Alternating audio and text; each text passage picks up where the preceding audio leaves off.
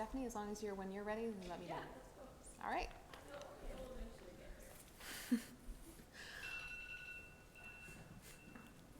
Well, good evening to our small and intimate crowd in the room and to those who are watching on thequicklive.com. I am Dr. Michelle DiMarzo. I'm the Curator of Education and Academic Engagement at the Fairfield University Art Museum. And tonight's lecture features one of Fairfield's own faculty members, Dr. Stephanie Welsh from the Egan School of Nursing. Her talk, which is entitled A Cut at the Heart of Womanhood, is inspired by her Pulitzer Prize winning work as a photojournalist documenting female genital mutilation, or FGM, in Kenya in the 1990s. This is perhaps not the kind of lecture that you imagine being presented by an art museum, but in fact it has direct and powerful resonance with both of the exhibitions that we have on view through April 6th. In the Bellarmine Hall Galleries, the exhibition Norma Minkowitz, Body to Soul, includes a work entitled Victim that reflects on FGM. And in the Walsh Gallery, down the hall here in the Quick Center for the Arts, the poster exhibition Women's Rights Are Human Rights features several posters addressing this painful but still very timely subject. Our executive director, Carrie Weber, who couldn't be with us tonight, learned about Dr. Welsh's past work through a chance encounter with Dr. Welsh's husband and reached out to her on discovering that she was also a colleague right here on campus. And reading an essay that Dr. Welsh had written about her experiences moved Carrie to tears, so we are very grateful that Dr. Welsh is able to share her experiences and her work with us this evening. Dr. Stephanie Welsh is Assistant Professor of the Practice and Clinical Faculty Specialist in Midwifery and a Certified Nurse Midwife in Full Scope Practice at Mansfield OBGYN. She holds a Doctor of Nursing Practice from UConn and a Master of Science in Nursing from Yale University. She currently serves as the Workforce Chair for the Connecticut affiliate of the American College of Nurse Midwives and sits on several public health and women's health advocacy committees. Her research interests include newborn placental transfusion, water birth, and midwifery workforce issues. Prior to her career in midwifery, Dr. Welsh worked as a photojournalist until 1999. Her journalism honors include the 1996 Pulitzer Prize in Feature Photography and awards from World Press Photo and NPPA's Pictures of the Year. Her photographs have been featured in the permanent collections of the Richard F. Brush Art Gallery at St. Lawrence University and the New Museum in Washington, D.C., which is now, I think, unfortunately, has closed. Combining her two careers, she has lectured widely on issues of women's health, gender-based violence, and about the social, physical, and psychological consequences of female genital cutting. Please join me in welcoming Dr. Stephanie Welsh.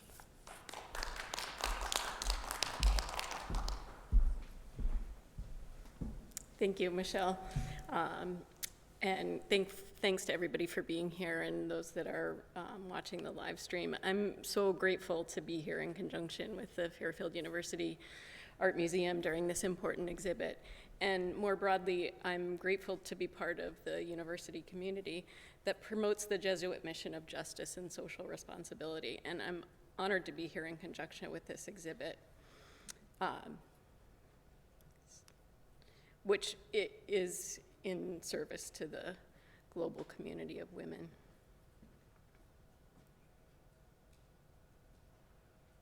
I'm going to get a few boring things out of the way. I have a couple of disclaimers, and most of it is because words matter, especially in this setting. So the first one is that I aim to use gender-inclusive language in my work as a midwife, and sometimes that's not possible, and this setting is the exception to using gender-inclusive language. FGC is an extreme form of gender-based violence, and I have to use the words women and girls, so bear with me. Okay. I'm also having a screen issue. Would you mind? I'm so sorry. I can't use my cursor, like to scroll through here. Oh, yeah. Thank you. That's beautiful, thank you. Okay, I will speak louder into the mic. My second disclaimer that I'm a white American woman who was working as a journalist in an African country, specifically Kenya, that was dealing with the impact of 40 years of British colonialism. And I just want to acknowledge the tremendous amount of white privilege and economic privilege that allowed me to witness and record what these girls have endured. As journalists, we strive to be neutral, and sometimes we believe that whoever is behind the camera doesn't matter. We're just a neutral witness, but that's not really true. We all have our own biases. And my last disclaimer is these images can be challenging to view. Like the poster exhibit, sometimes they bring up, just some charged emotion and activate an emotional response. The images are not graphic. They ran in many US newspapers, but the subject matter can be upsetting, and so please feel free to take a break if you need to. All right, we got that set aside. I'm starting off with a picture of me. This is me in 1995 on a rural road in central Kenya.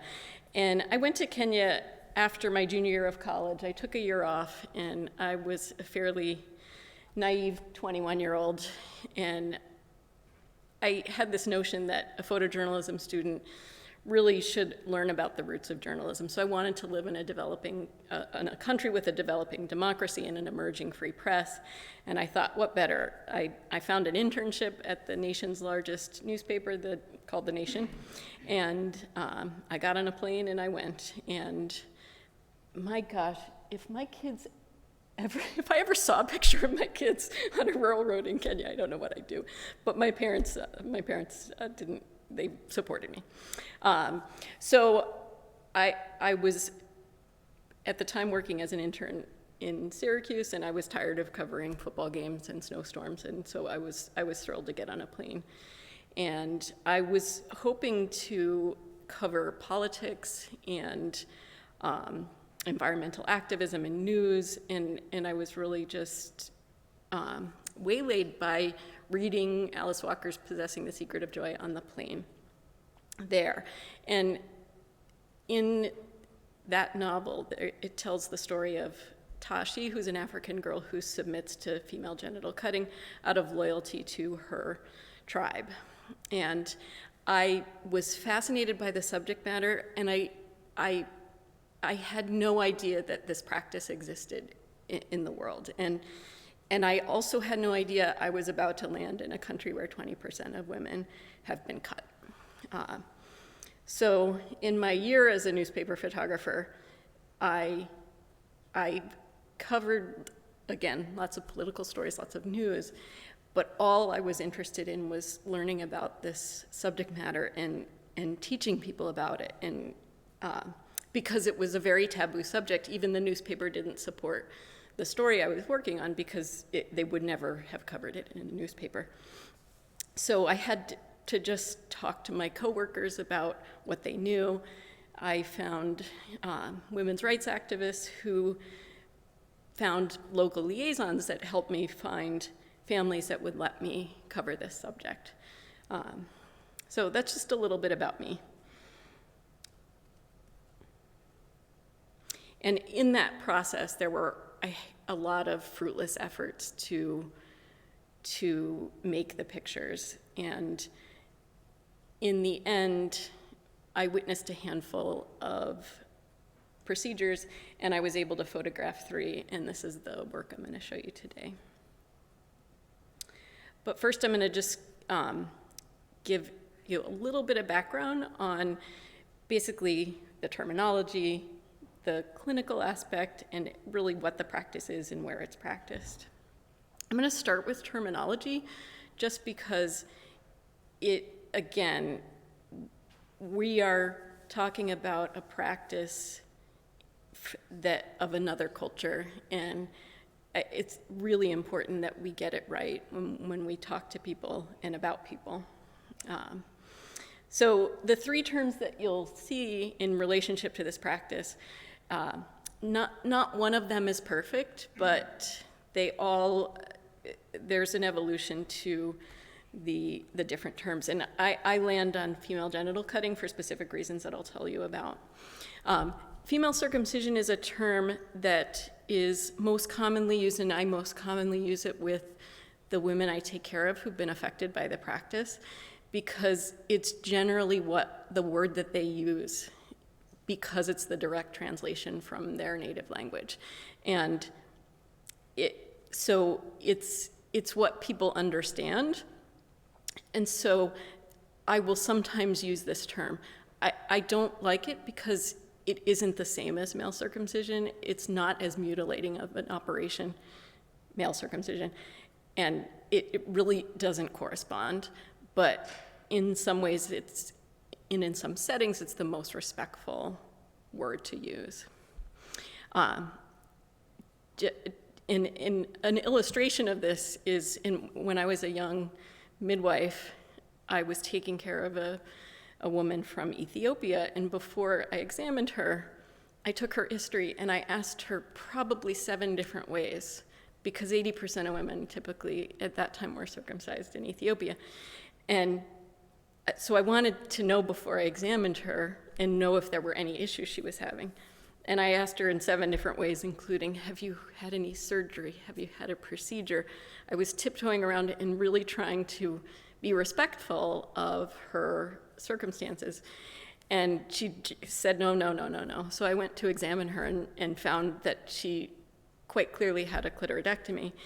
And I finished examining her, and she got dressed, and I said, have you been circumcised? And she said, of course, I'm from Ethiopia. And it was just I had to fall on the right word to elicit that. And she was very open in talking about it, but it just illustrates that words mean a lot, and finding the right words means a lot. So moving on to female genital mutilation, this is something that many health organizations use, and it was a term that was coined by mostly Western women's rights advocates and activists, and because it is a mutilating operation. And they came at it honestly. They were trying to speak out about what the procedure is, but in doing so, it has alienated a lot of people. And I think especially when you're trying to eradicate the practice, to tell somebody that they've been mutilated or they're mutilating their child can be alienating and offensive. And, as background, in many tribes in sub-Saharan Africa that circumcise or perform genital cutting, they are doing so that their daughters will be marriageable. They'll be accepted into society so that they won't be outcast. So they believe they're doing the right thing for their daughters. And so using the term mutilation is unfair in many circumstances, and just not helpful in moving the needle toward ending the practice. So ultimately, most grassroots organizations are using female genital cutting because it's a more neutral term. It doesn't offend people. So you'll hear me use that terminology, but I'll also use other terminology in different contexts. Just a little bit of background, and here I'm using genital mutilation because that's what the World Health Organization still uses. And just in terms of definitions, it comprises all procedures involving partial or total removal of the external female genitalia or other injury to the female genital organs for non-medical reasons. And I want to just quickly talk about the different types of the procedure, although there are hundreds of different variations. It's sometimes useful at putting it into context, especially when you're working in healthcare and want to know what kind of health effects you'll be expecting. So in terms of the classifications of the type of FGC, type 1 is typically a simple clitoridectomy, and that is one of the more common procedures that you'll see. So for example, in some parts of Kenya, and you would see just a simple clitoridectomy. Type 2, which is excision, which is the most commonly practiced in Kenya, it's partial or total removal of the clitoris and the labia minora, and you can see some variation there. And type 3 is the most devastating. It's sometimes called infibulation, and it's where the labia minora are removed. Some part of the labia majora is typically excised and then sewn together to create a very tiny opening for urine and menstrual blood. The urethra is covered, and it significantly narrows the vaginal opening. And then, interestingly, I've spoken to many people who practice infibulation who say it's the only way a woman is clean. And when you see that the anatomy of somebody who's had that procedure, before they've had children, it looks like the skin of your arm. There's no detail to the anatomy. It's very disturbing. Type 4 is a catch-all. It's just any other harmful procedure for non-medical purposes. So that's just to give a category to anything else. Very simple background for female genital cutting. It's primarily practiced in Africa, the Middle East, and Southeast Asia. It's most commonly performed in infancy through puberty. And we see in the countries where it's practiced in infancy, most of the culture has been removed from the practice. It's a simple procedure to really, for better words, subjugate women. And many women have no memory of it happening because they were so young. But in Kenya, most of the procedures are done as a ritual during puberty to mark womanhood and marriageability. So 200 million women around the world are living with the consequences of the practice. And in the United States, about 500,000 women and girls are from countries where FGC is practiced. And so that puts them at risk of the health effects that they've already encountered from the practice, or the practice being performed on them in the US. And this is just a link to an interactive UNICEF map that's really useful for people who are thinking about geography and or working with immigrants and want some more information about how they might be affected by the practice. I'm going to show you just an analog version. This is like a quick visual of where this is happening in the world and its prevalence. And usually a country like Somalia is quoted as it's most prevalent in a country like Somalia, so close to 90% or more women have undergone the procedure. You can see it's sort of a broad swath of countries across Africa and the Middle East and Southeast Asia. In Kenya, which is yellow, you can see they have about a 20% prevalence. I added a slide about what's happened over the last, from 2007 to 2012, because we don't have a ton of data that's more recent. But in blue, you'll see countries that the prevalence has fallen. And it doesn't look like a big deal, but from the time my story was published to probably 2005, there was absolutely no movement. And it was really discouraging. I think those of us who worked on the issue thought as people knew more about this issue, it would just suddenly disappear. But it's taken a lot more to really move the needle. And the answer has been grassroots organizations that are working from within the community. This slide is even more optimistic. It's a few countries, Iraq, Togo, and Ghana, and just shows that the prevalence in younger people is much lower than in, say, middle-aged women in those countries. So we know that it's falling. You know, in Iraq, let's go, actually, the most extreme in Ghana went from 60% in 45 to 49-year-olds to just over 10%. So that's a really big deal.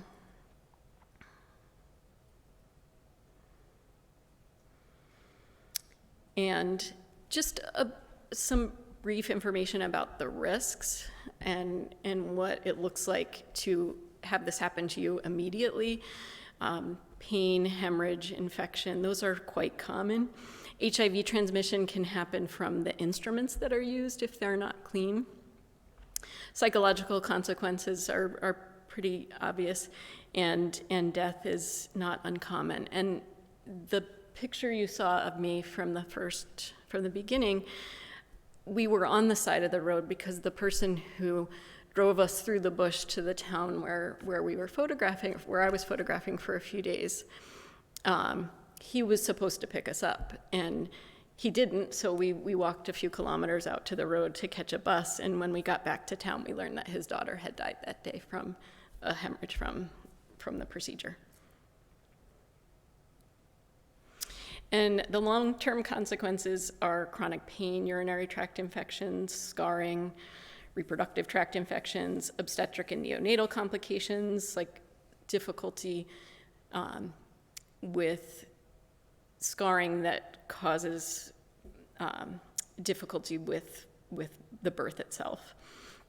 Thus, that contributes to obstetric fistula, which is also devastating. There are psychological consequences and sexual dysfunction.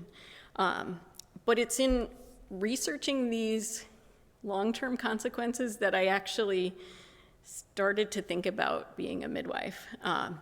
I did not use these photographs in the story, but I wanted to see births of women who were having difficulty.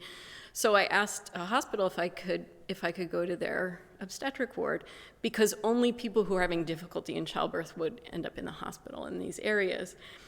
And I was in a difficult birth in a room, and it was this very clinical situation, and I'm dealing with my cameras, and there's a couple nurses and a doctor, and then all of a sudden there was another person in the room, and no doors had opened. It was so crazy, and that sort of launched me on thinking about a career in women's health.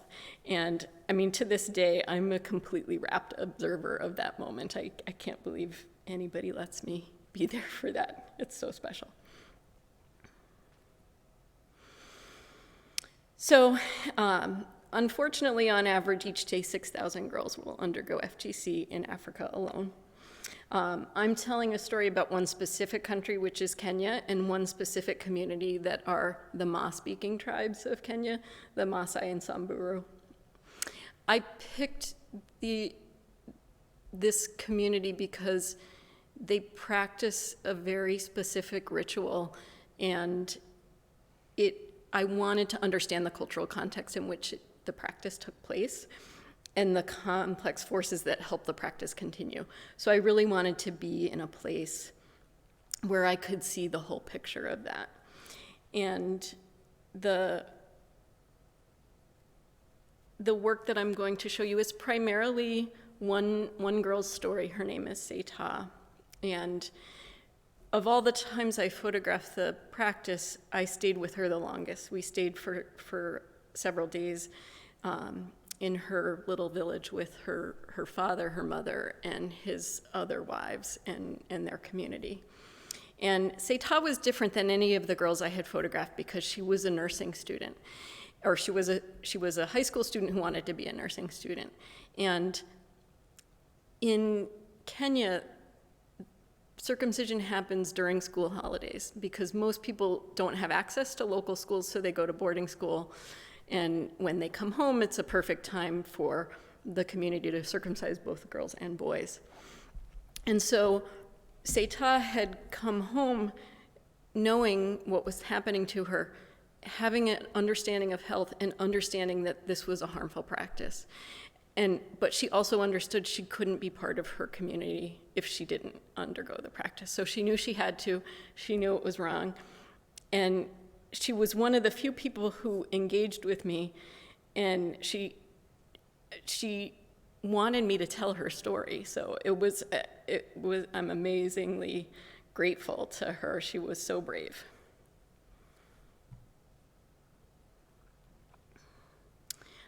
Just going back to this picture, the night before, so red is a very prominent color in the Maasai community. This is red ochre. Ma-speaking community, she's Samburu. This is red ochre, and it's painted on her the night before the procedure. And she's only allowed to be with girls who have not undergone the procedure. And their job is to tell her that it won't hurt, she's going to be a woman, it's a privilege, and so they calm her nerves the night before. Going back to that original picture of me, that wasn't blood on my arm, that was red ochre. We were all covered in it by the end of the week. This is Sata's mother, who was born in the Turkana tribe, which Turkanas and Samburus are nomadic tribes, and you will often see intermarriage because they often live close to each other. And her mother's husband died, and she was a widow, and she felt very fortunate that Sata's father accepted her into his family, because many widows are never marriageable again. And Turkanas don't circumcise, and she had to be circumcised as an adult, and did so willingly because she felt like she didn't have any other option to survive. So she had mixed feelings about what was going on as well, but she ultimately knew it was a necessary step that she had to take. And so this is her in the days before. She builds her daughter a house because she's going to be an adult. And so the houses are made of sticks and cow dung, and they're solid as heck. And it's her job to make this house for her.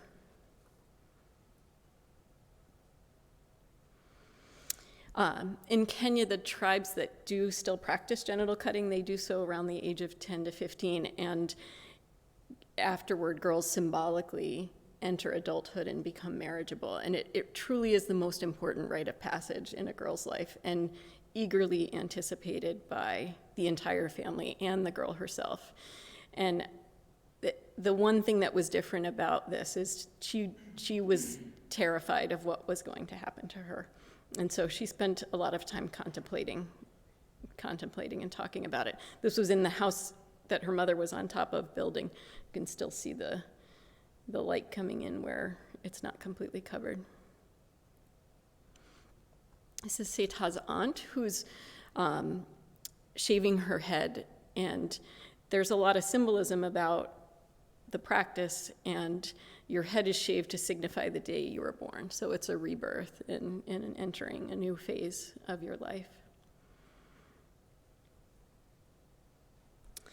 The men and women are separated during this time, so the women are doing all of the preparation, and the men are getting all the gifts. So people come from surrounding villages to give gifts of money and livestock, and they brew beer and drink it quite a bit. So it's a very different scene between the men and the women.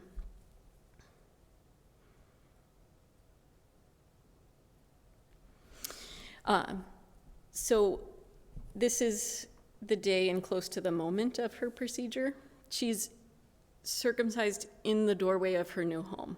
Behind her is her godmother, who was actually a community liaison for me. She's the one who came with me. And she's there to just support her and hold on to her. And the other women are there to just to hold her legs if they need to help contain her, because it is pretty jarring when it happens. One of the things in every procedure I saw, there was a moment where it turned from what looked like an organized procedure to chaos. And this picture perfectly illustrates that. It was a blur and a scream, and that's all I remember.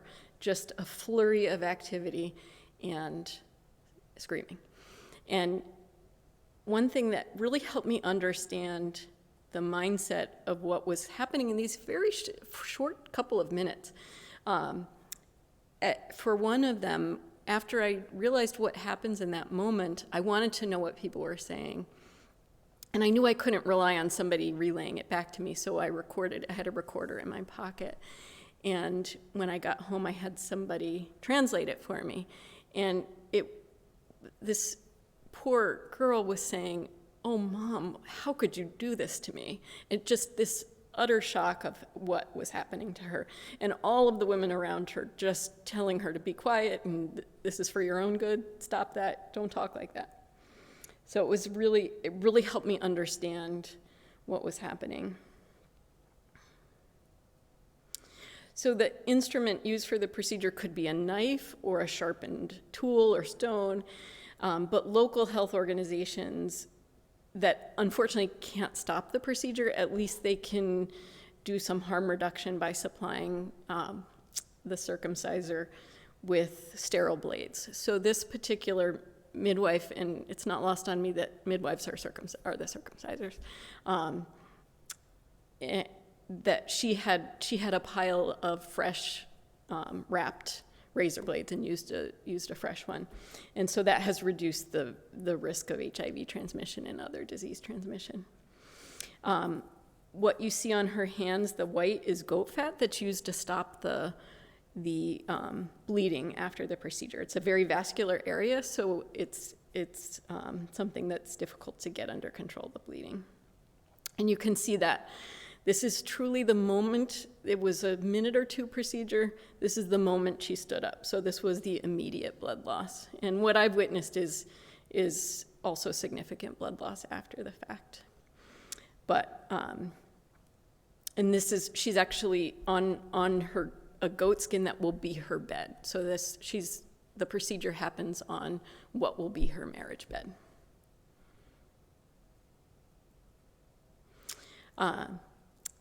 This is her with her godmother. So she goes into her house immediately after to recover because they don't want anyone seeing that she's in pain. So only her closest relatives can be with her, and she'll stay there until she's able to come out, and she's expected to come out and participate in this celebration, which is she's expected to dance. So these are her father's other wives, her aunts, and community members who are dancing, holding on to her doorway and singing about her bravery and how wonderful her life will be now that she's gone through this ritual. Probably the worst I saw her in pain was the hours afterward. She just kept saying that these waves of pain would come over her. And it took her a very long time to even be able to stand up. And she was able to talk. It did not appear that she was hemorrhaging. She knew she was going to survive this. It really threw her. And even though she knew what it was, she still couldn't believe what she was experiencing. So because all circumcisions happen at the same time, the families come together and have a community celebration. So this is one of those celebrations where people gather, they eat, they sing songs. It lasts all day and sometimes multiple days. And there's lots of performance, lots of singing about bravery of both girls and boys.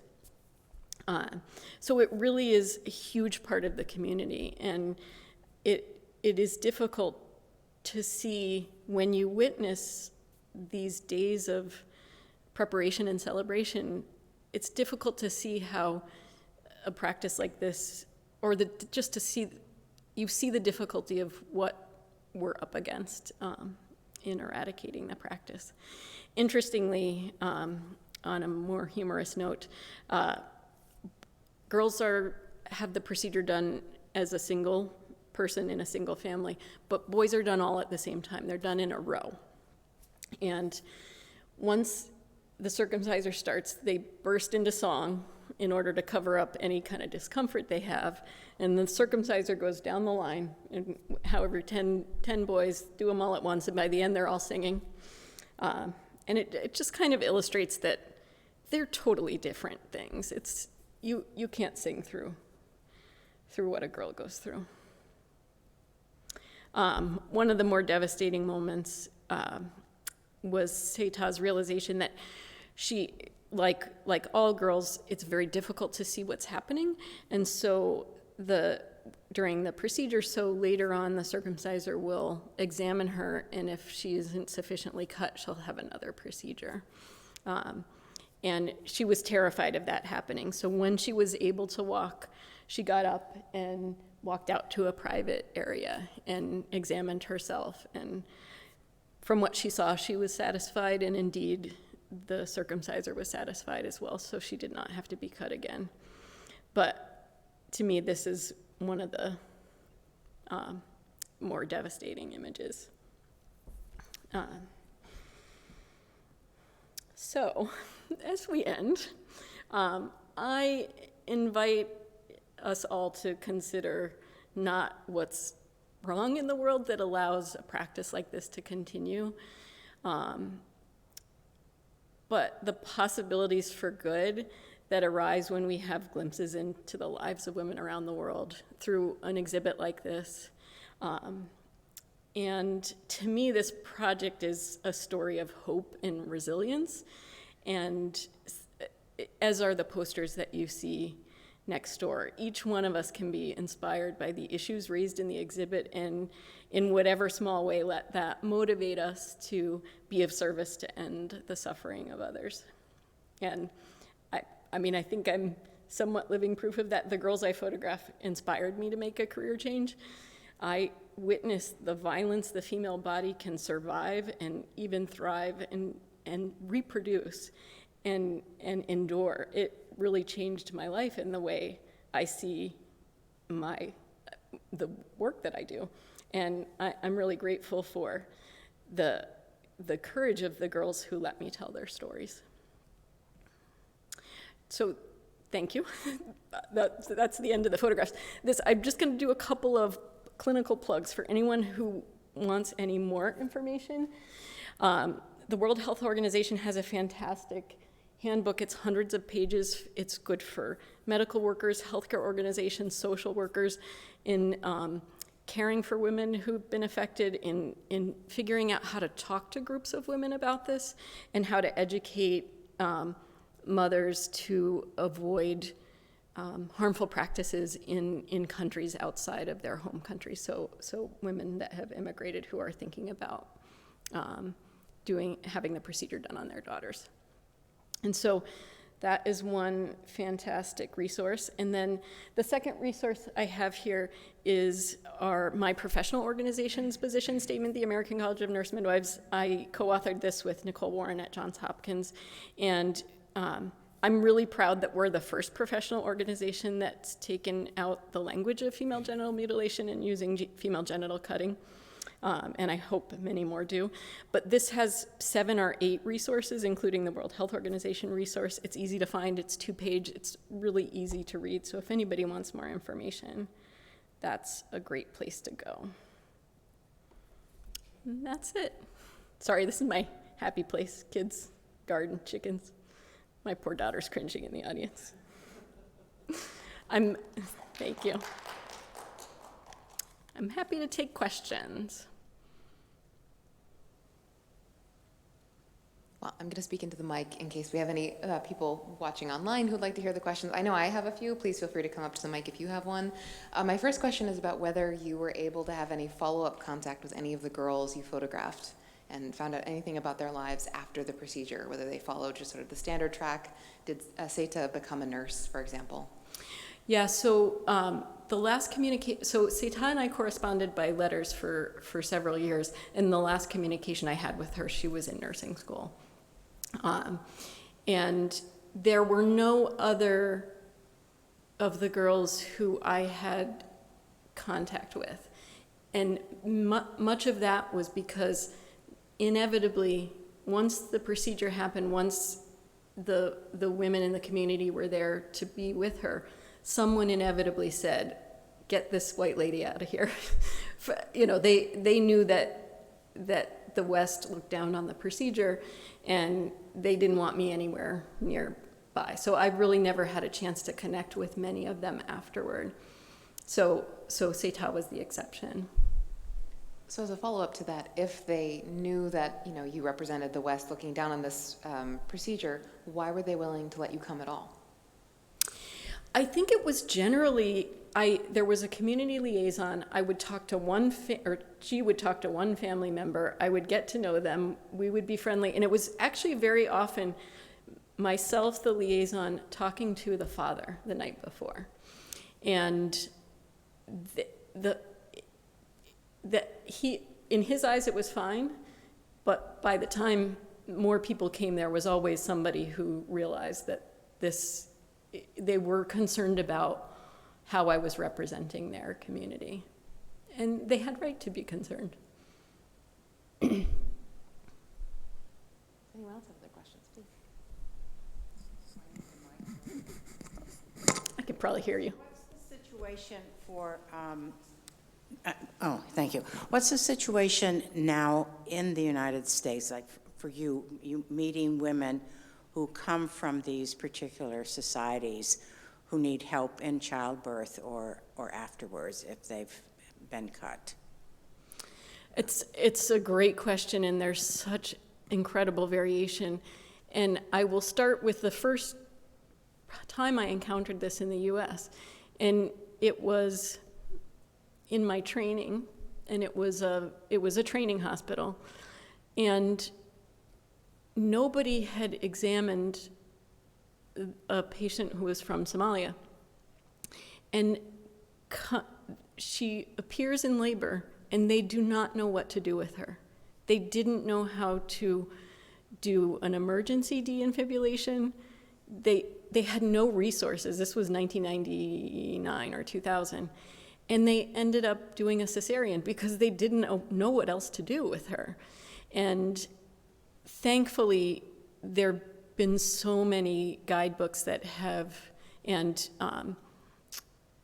clinical guidelines that help us find resources to manage. And the World Health Organization handbook is literally for anybody. They will talk any midwife or physician or obstetrician through a de-infibulation either before, early on in pregnancy or in labor, and how to work with it. And I'll take you to one of the most recent experiences I've had is a patient who had an infibulation procedure, a type 3. She had the de-infibulation in childbirth, and out of an ethical obligation, her OB declined to stitch her up to fully closed again. And she felt like she was disappointing her husband, and that there was something wrong with her anatomy. And so she came to our practice to ask for that. And we are bound by ethics to not re-infibulate her. And it's just a really devastating situation. And we try to do as much education as we can. And we refer people to social workers and resources where hopefully we can bring them around to feeling better about themselves. But it's a real challenge. It can be quite difficult to find the perfect path to caring for somebody. In Kenya and some of these other countries, how is birth managed? I mean, did they do a type of, would you say, a defibrillation? So the de-infibulation typically happens infibulation is rare in Kenya. So the type 3 is quite rare in Kenya. And it's usually just excision. And so what you end up with is a lot of scar tissue on the labia that makes it difficult for a baby to crown and be born because that tissue doesn't stretch. So many midwives do know how to do an episiotomy to allow the baby to be born, but there are situations where they don't, and that's when women end up in hospitals. So typically people are giving birth at home.